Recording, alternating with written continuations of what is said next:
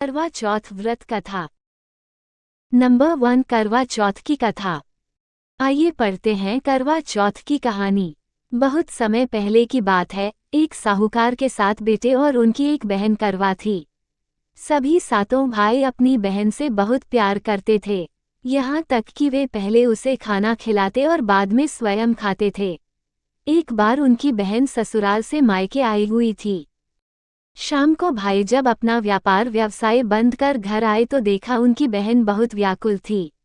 सभी भाई खाना खाने बैठे और अपनी बहन से भी खाने का आग्रह करने लगे, लेकिन बहन ने बताया कि उसका आज करवा चौथ का निर्जल व्रत है और वह खाना सिर्फ चंद्रमा को देखकर उसे अर्घ्य देकर ही खा सकती है। चूंकि चंद्रमा अभी तक नहीं निकला है, इसलिए वह भूख प्यास से व्याकुल हो उठी है।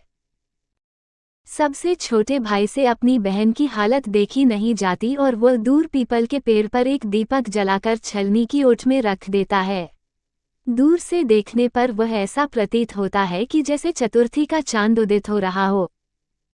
इसके बाद भाई अपनी बहन को बताता है कि चांद निकल आया है, तुम उसे अर्घ्य देने के बाद भोजन कर सकती हो।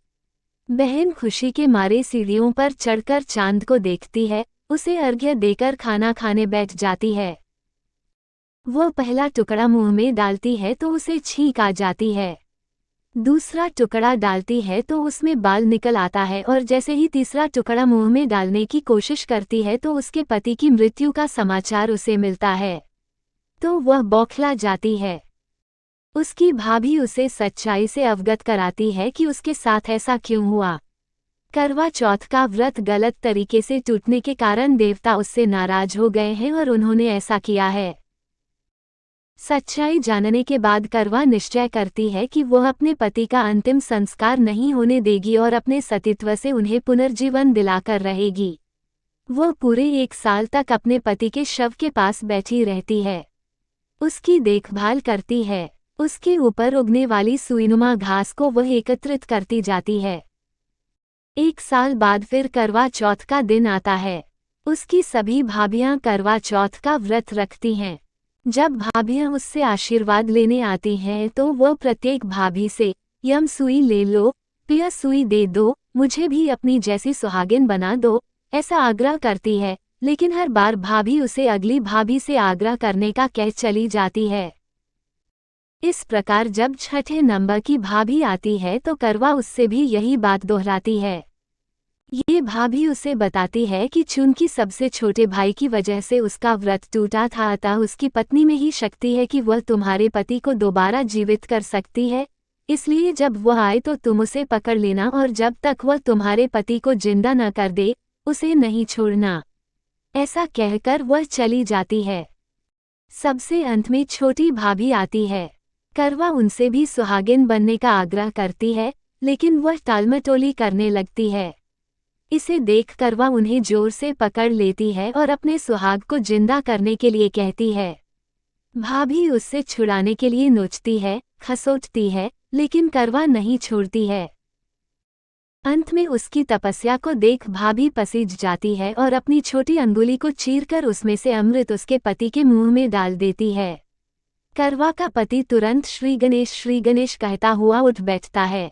इस प्रकार प्रभु कृपा से उसकी छोटी भाभी के माध्यम से करवा को अपना सुहाग वापस मिल जाता है। हे श्री गणेश माँ गौरी, जिस प्रकार करवा को चिर सुहागन का वरदान आपसे मिला है, वैसा ही सब सुहागिनों को मिले। नंबर 2, करवा चौथ व्रत कथा। करवा चौथ का व्रत हिंदू धर्म के महत्वपूर्ण व्रतों में से एक है।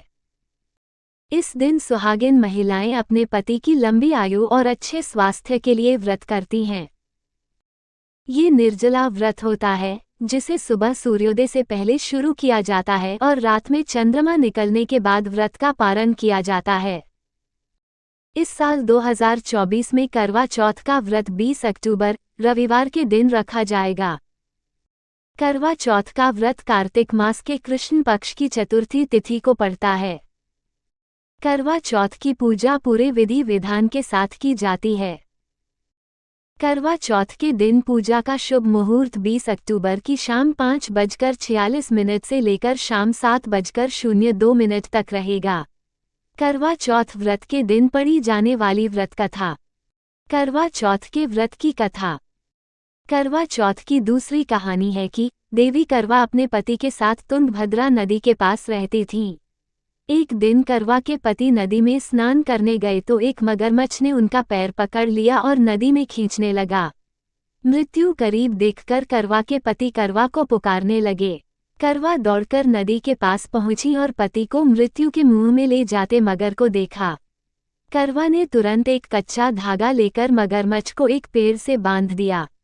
करवा के सतीत्व के कारण मगरमच्छ कच्चे धागे में ऐसा बंधा कि टस से मस नहीं हो पा रहा था।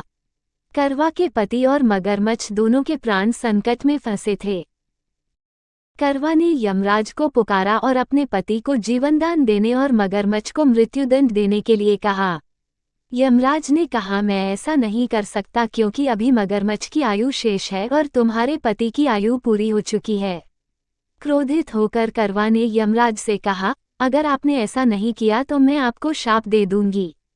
सती के शाप से भयभीत होकर यमराज ने तुरंत मगरमच्छ को यमलोक भेज दिया और करवा के पति को जीवनदान दिया।